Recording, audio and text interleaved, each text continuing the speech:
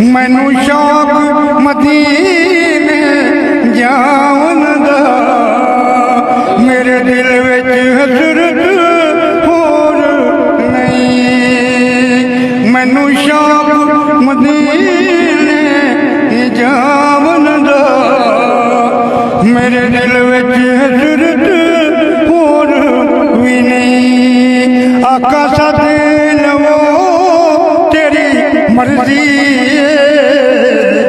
ਮੇਰਾ ਤਾਂ ਕੋਈ ਜ਼ੋਰ ਨਹੀਂ।